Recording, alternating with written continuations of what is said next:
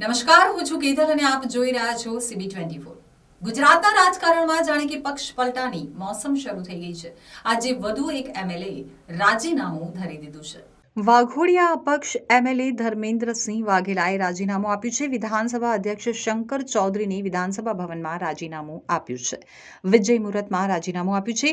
વાઘોડિયાના અપક્ષ ધારાસભ્ય ધર્મેન્દ્રસિંહ વાઘેલાએ રાજીનામું આપતા પહેલા જણાવ્યું હતું કે વિસ્તારના લોકોની લાગણીને માન આપીને રાજીનામું આપ્યું છે। મોદી સાહેબના હાથ મજબૂત કરવાના છે।